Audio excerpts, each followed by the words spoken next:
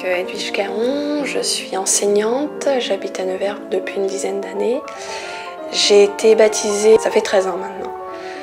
Je suis mariée à Cédric et puis j'ai 2 enfants, Augustine et Timothée.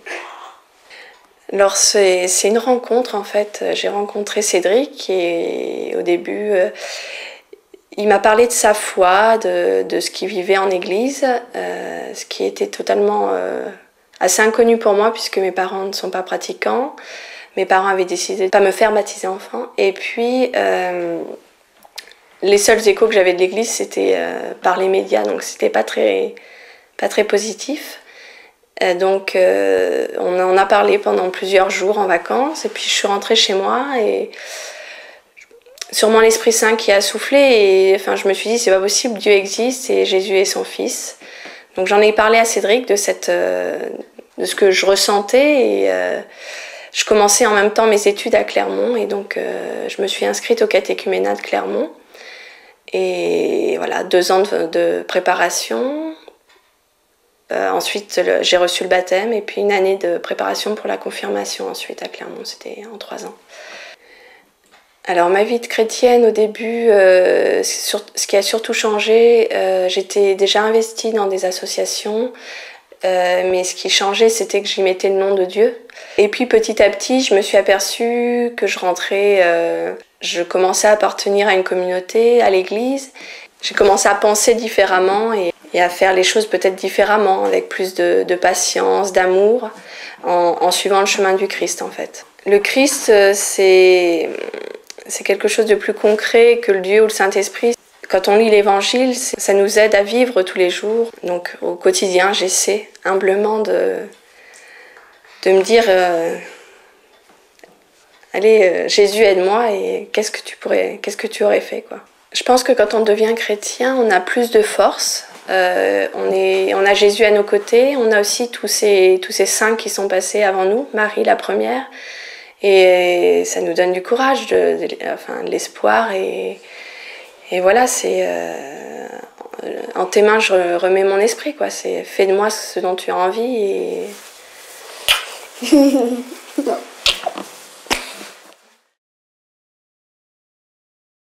Qu'est-ce que tu nous dis? Ben, moi, mystère pascal, c'est un mystère de foi.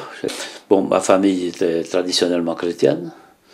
Ma grand-mère disait le chapelet pendant la messe parce qu'elle ne comprenait rien à la messe. Elle était pieusement présente toujours. Donc, mystère pascal, moi, ça ne me disait rien. C'était Jésus-Christ mort sur la croix, oui. Jésus-Christ ressuscité au matin de Pâques. Je voyais bien les mots, mais j'ai pas eu une enfance. J'ai pas une enfance qui m'a tellement ouvert au mystère de l'amour de Dieu. C'était le devoir. Il fallait prier parce qu'il fallait d'abord avoir quelque chose à dire à la confession la fois prochaine. Et tu as voulu devenir prêtre? Oui. Moi, je vais arriver tout de suite à la conclusion. Je n'ai jamais su de moi-même si je pouvais être prêtre ou pas. C'est la progression dans la découverte du sacerdoce et de l'Église, et l'appel final de l'évêque qui m'a confirmé dans ma vocation.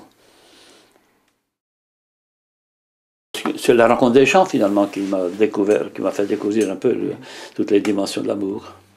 Il y a l'écriture et puis il y a la rencontre. J'ai eu la chance de rencontrer dans ma vie des gens qui m'ont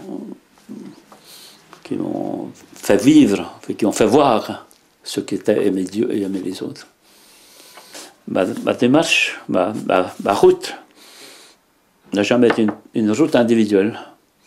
Elle a été façonnée, provoquée, bousculée par les autres. Et je ne conçois pas une espèce de route dans laquelle je sais pas, l'autre devient chemin vers Dieu, si tu veux. Je suis d'une génération où l'Eucharistie fait partie du quotidien. Donc moi, je vais dire que je suis un homme de la messe. Et je la dis encore à peu près tous les jours. Et si je ne la dis pas, c'est un manque, mais je pense qu'il y a d'autres manières de vivre l'Eucharistie dans le monde actuel. Je n'oserais pas dire ça devant des gens qui ont une messe. Quand je vois les gens qui sont en retraite, dans la maison de retraite, on va leur dire la messe 4 fois par an. Il y a bien une autre manière. Donc je n'en fais pas non plus un absolu de la messe au quotidien. Mais pour moi, et il y a des passages de l'Eucharistie dans lesquels je me ressens bien. J'ai cité par lui, avec lui, en lui. Pour moi, je ne sais pas pourquoi. Maintenant, j'aurais envie de m'y arrêter. Parce que c'est par le Christ que j'avance. C'est lui qui me libère, en fin de compte. Et je suis libéré parce que le Christ est avec moi pour me garder libre. Par lui, avec lui et en lui. Bon, c'est la communion, on devient corps du Christ par la communion. La fonction d'exorciste m'a donné l'occasion de rencontrer des centaines de gens. Et souvent, c'est des gens qui sont esclaves de multiples manières, mais l'esclavage, le pire, c'est le refus de pardonner, le refus de se réconcilier. Ça, c'est l'obstacle majeur à la liberté. J'aime beaucoup la parabole de l'enfant prodigue. Il ne bouge pas, le père, il attend. Mais quand le fils arrive, il pardonne. Il ne va pas lui demander des comptes, qu'est-ce que tu as fait ton argent. Il l'accueille et puis il fait la fête. Il libère l'enfant. Je ne suis pas au bout de ma curiosité, si tu veux. C'est-à-dire, donc au bout de ma découverte de Dieu.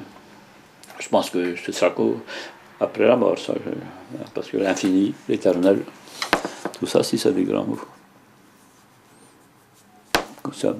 C'est ça le mystère, c'est que finalement ça nous dépasse. Dans la foi, Jésus, par l'Esprit Saint, nous donne la force de croire et d'espérer et d'aimer.